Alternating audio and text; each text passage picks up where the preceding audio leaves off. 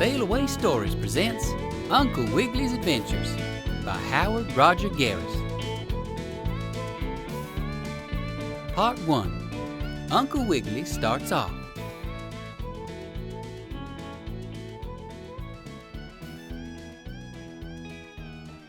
Uncle Wiggily Longears, the nice old gentleman rabbit, hopped out of bed one morning and started to go to the window to see if the sun was shining. But no sooner had he stepped on the floor than he cried out, "Oh, ouch! Oh, dear me, and a potato pancake!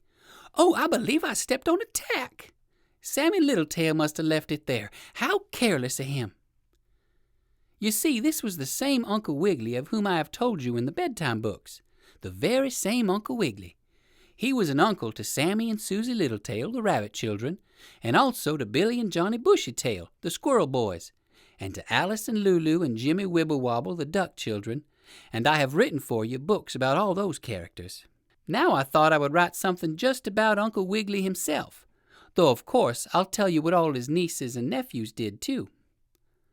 Well, when Uncle Wiggily felt that sharp pain, he stood still for a moment and wondered what could have happened.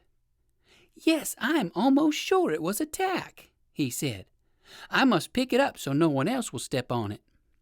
So Uncle Wiggily looked on the floor, but there was no tack there, only some crumbs from a sugar cookie that Susie Littletail had been eating the night before when her uncle had told her a go-to-sleep story. "Oh, I know what it was. It must have been my rheumatism that gave me the pain," said the old gentleman rabbit as he looked for his red, white, and blue crutch, striped like a barber pole. He found it under the bed, and then he managed to limp to the window. Surely enough, the sun was shining. "I'll certainly have to do something about this rheumatism," said Uncle Wiggily as he carefully shaved himself by looking in the glass. "I guess I'll see Dr. Possum." So after breakfast, when Sammy and Susie had gone to school, Dr. Possum was telephoned for, and he called to see Uncle Wiggily. "Ha-hum!" exclaimed the doctor, looking very wise. "You have the rheumatism very bad, Mr. Longears." "Why, I knew that before you came," said the old gentleman rabbit, blinking his eyes. "What I want is something to cure it." "Ah-hum!" said Dr. Possum, again looking very wise. "I think you need a change of air. You must travel about, go on a journey, get out and see strange birds, and pick the pretty flowers. You don't get exercise enough." "Exercise enough?" cried Uncle Wiggily. "Why, my goodness me sakes alive and a bunch of lilacs! Don't I play checkers almost every night with Grandfather Goosey Gander?" "That is not enough," said the doctor. "You must travel here and there and see things."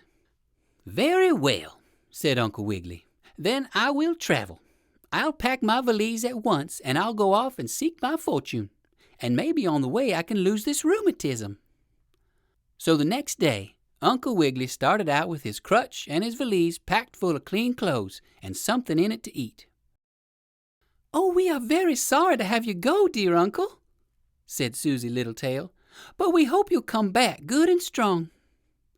"Thank you," said Uncle Wiggily as he kissed the two rabbit children and their mamma and shook hands with Papa Littletail. Then off the old gentleman bunny hopped with his crutch. Well, he went along for quite a distance, over the hills and down the road and through the woods, and as the sun got higher and warmer, his rheumatism felt better. "I do believe Mr. Possum was right," said Uncle Wiggily. "Traveling is just the thing for me." And he felt so very jolly that he whistled a little tune about a peanut wagon which roasted lemonade and boiled and frizzled Easter eggs that Mrs. Cluck-Cluck laid. "Ha! Where are you going?" suddenly asked a voice as Uncle Wiggily finished the tune. "I'm going to seek my fortune," replied Uncle Wiggily. "Who are you, pray?" "Oh, I'm a friend of yours," said the voice, and Uncle Wiggily looked all around, but he couldn't discover anyone. "But where are you?" the puzzled old gentleman rabbit wanted to know. "I can't see you." "Nope, and for a very good reason," answered the voice. "You see, I have very weak eyes, and if I come out in the sun without my smoked glasses on, I might get blind. so I have to hide down in this hollow stump." "Then put on your glasses and come out where I can see you," invited the old gentleman rabbit, and all the while he was trying to remember where he had heard that voice before. At first he thought it might be Grandfather Goosey Gander or Uncle Butter the goat, yet it didn't sound like either of them. "I have sent my glasses to the store to be fixed, so I can't wear them and come out," went on the voice. "But if you are seeking your fortune, I know the very place where you can find it." "Where?" said Uncle Wiggily eagerly. "Right down in this hollow stump," was the reply. "There are all kinds of fortunes here, and you may take any kind you like, Mr. Longears." "Ha! That is very nice," thought the rabbit. "I have not had to travel far before finding my fortune. I wonder if there's a cure for rheumatism in that stump, too." So he asked about it. "Of course your rheumatism can be cured in here," came the quick answer. "In fact, I guarantee to cure any disease: measles, chicken pox, mumps, and even toothache. So if you have any friends you want cured, send them to me."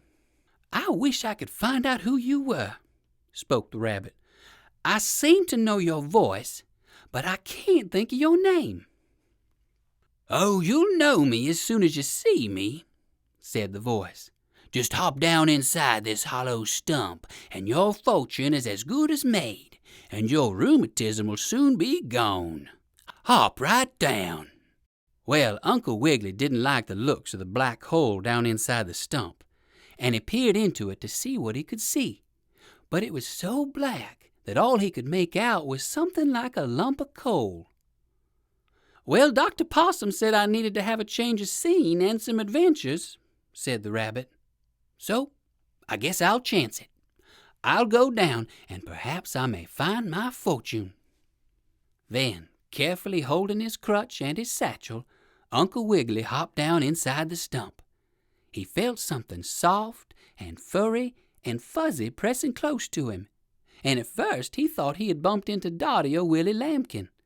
But then, all of a sudden, a harsh voice cried out, "Ha! Now I have you. I was just wishing someone would come along with my dinner, and you did. Get in there and see if you can find your fortune, Uncle Wiggily." And with that, what should happen but that big black bear, who had been hiding in the stump, pushed Uncle Wiggily into a dark closet and locked the door. And there the poor rabbit was, and the bear was getting ready to eat him up. But don't worry, I'll find a way to get him out. And in case we have ice cream pancakes for supper, I'll tell you in the next story how Uncle Wiggily got out of the bear's den and how he went fishing. I mean, Uncle Wiggily went fishing, not the bear.